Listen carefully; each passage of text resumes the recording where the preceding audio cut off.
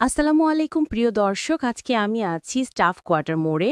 এটা হচ্ছে ঢাকা সিটি কর্পোরেশনের মধ্যে ঢাকা ৫ আসনের ডেমরা থানার অন্তর্গত স্টাফ কোয়ার্টার মোড়। অত্যন্ত বিজি একটি এলাকা। এখান দিয়ে মানুষ রামপুর, বাড্ডা, গুলশান যাতায়াত করে। মানে উত্তরে যেতে হলে ঢাকার এই রোড দিয়ে যেতে হবে। এখান থেকে প্রচুর মানুষ চলাচল করে, প্রচণ্ড ভিড় লেগে থাকে। আর এত মানুষের ভিড়ের কারণে এখানে অনেক ফুটপাতে দোকান গড়ে উঠেছে।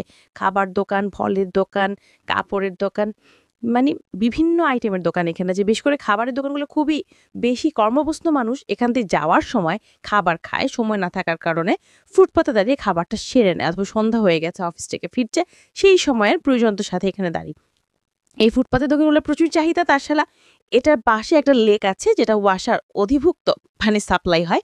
এই লেকের পানি অত্যন্ত নোংরা একটা জায়গা। এই পানিগুলি আবার ঢাকার বিভিন্ন জায়গায় যায়।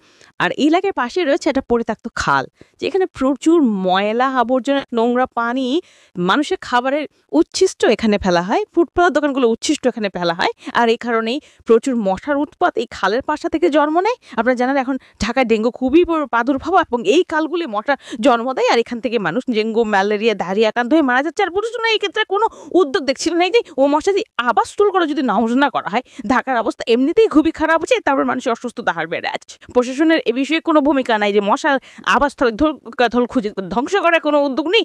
যাতে দিয়ে ওষুধ ছিটানো হয়, হিদে নামে মাত্র আসলে কোনো প্রক্রিয়া কোনো কাজ হয় না।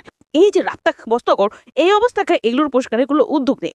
অর্থাৎ বাংলাদেশে মানুষ যেমন শাশ্বত না, তেমনি সরকারও যেমন না। আমরা যদি চেষ্টা না হই, এই খালগুলাতে যদি এই ময়লা আবর্জনা না ফেলি, তাহলে কিন্তু এই খাল পরিষ্কার থাকে। এই সাথে সাথে বিদ্যুৎ সরকারের কোনো পদক্ষেপ ব্যক্তি না।